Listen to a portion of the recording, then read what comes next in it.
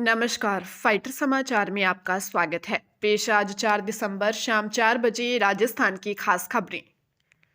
राजस्थान के मुख्यमंत्री भजनलाल शर्मा की अध्यक्षता में कैबिनेट की बैठक की गई।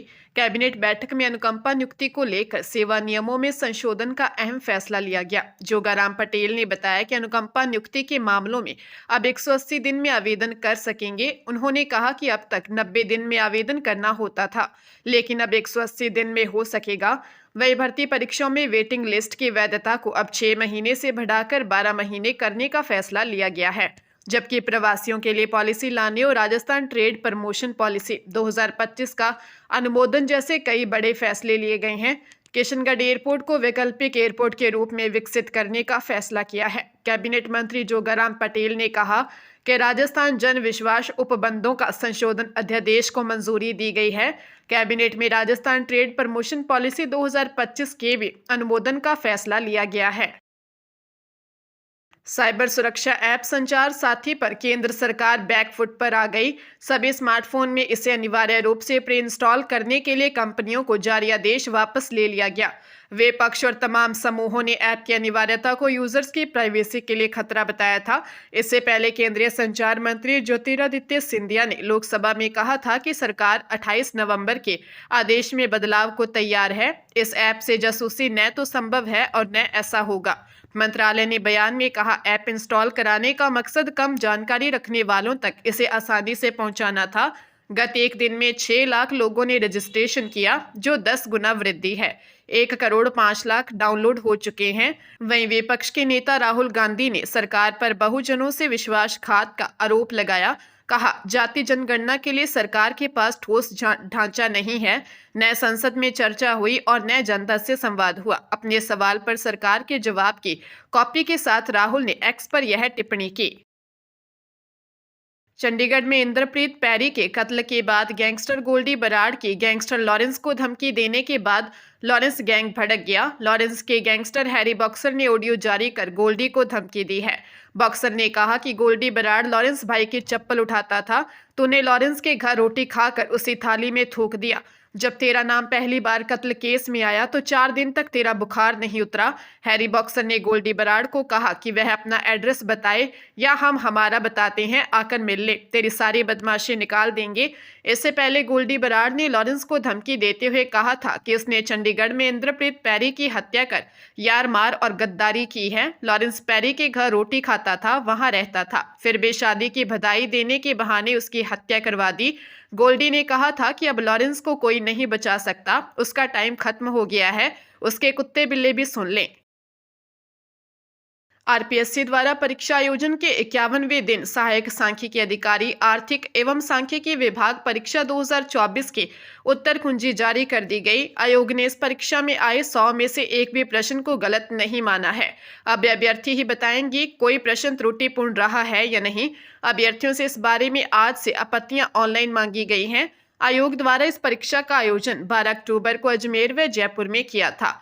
कुल 29,362 अभ्यर्थियों में से 14,052 ने परीक्षा दी थी। परीक्षा में कुल 100 प्रश्न पूछे गए थे। आयोग ने इनमें से किसी भी प्रश्न के सामने स्टार का चिन्ह नहीं लगाया है, यानी एक भी प्रश्न गलत नहीं है। मुख्य परीक्षा नियंत्रक आशुतोष गुप्ता ने बताया कि यदि किसी भी अभ्यर्थी को इस मॉडल उत्तर कुंजी पर कोई आपत्ति हो तो निर्धारित शुल्क के साथ 6 दिसंबर को रात्रि 12 बजे तक अपनी आपत्ति ऑनलाइन दर्ज करवा सकता है। हरियाणा के सोनीपत में महिला साइको किलर का हैरतअंगेज मामला सामने आया है। राजनीतिक विज्ञान में एमए पास पूनम ने 3 बच्चों की सिर्फ इसलिए हत्या कर दी क्योंकि वे सभी उससे अधिक सुंदर थे।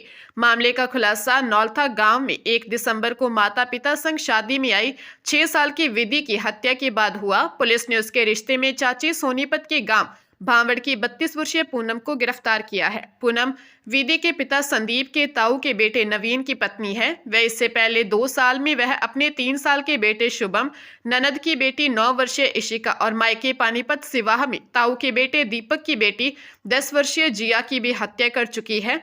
जनवरी 2023 में ननद की 9 साल की बेटी इशिका की हत्या के बाद अपने 3 साल के बेटे शुभम को भी मार डाला था ताकि किसी को शक न हो। राजस्थान हाईकोर्ट ने असिस्टेंट प्रोफेसर भर्ती परीक्षा 2024 पर रोक लगा दी है। जस्टिस अशोक कुमार जैन की अदालत ने यदुराज और अन्य की याचिका पर सुनवाई करते हुए रोक लगाई। परीक्षा 7 दिसंबर से होनी थी। कोर्ट ने कहा, आरपीएससी पहले परीक्षा का सिलेबस जारी करें।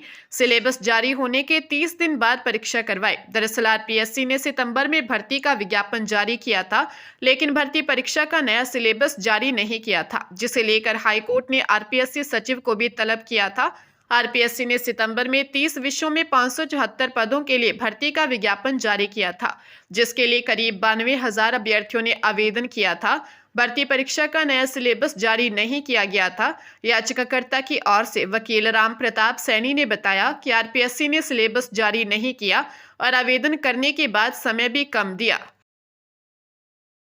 राजधानी जयपुर में नाबालिग को बहला फुसलाकर ले जाकर दुष्कर्म करने वाले अभियुक्त कुलदीप कुमार को जयपुर मेट्रो द्वितीय के पोक्सो मामलों की विशेष कोर्ट ने 20 साल कैद व 1,20,000 रुपये जुर्माने की सजा सुनाई है। जज विकास कुमार खंडेलवाल ने कहा कि मेडिकल सबूतों व पीड़िता के बयानों से साबित है कि अभियुक्त ने उसके साथ संबंध बनाए। ऐसे में अभियुक्त के प्रति सहानुभूति नहीं बरती जा सकती।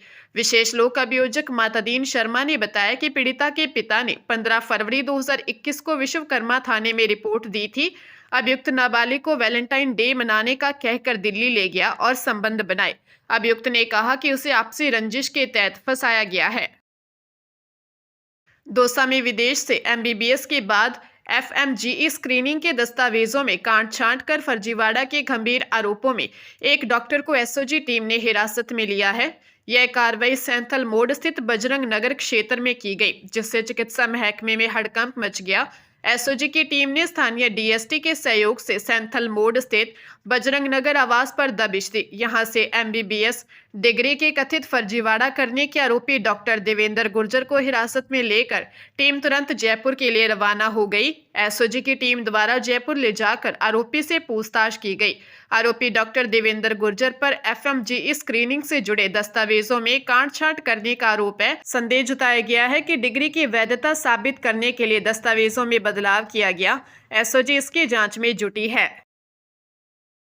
जयपुर में सोना सिक्का ब्रांड के मूंगफली तेल की निर्माता company Shyam and Shyam oil private limited Bikaner के सेल्स ऑफिसर कमलकांत द्वारा उनकी कंपनी के नाम से बेचे जा रहे नकली मूंगफली तेल की शिकायत पर कार्रवाई की गई। CMHO Jaipur second doctor Manish Mittal ने बताया कि शिकायत के आधार पर टीम ने तुंगा के मैसर्स गिरिराज ट्रेडिंग कंपनी एवं गिरिराज प्रसाद प्रदीप कुमार पर कार्रवाई की। दोनों फर्म के मालिक के अनुसार सोना सिक्का ब्रांड के मूंगफली तेल का ऑर्डर किया, जिस पर सप्लायर द्वारा भेजे गए सोना सिक्का के टीन संदिग्ध लगे, जिसकी सूचना दुकानदारों द्वारा कंपनी को दी गई। कंपनी प्रतिनिधि ने तेल के टीन की जांच करने पर संदिग्ध पाए।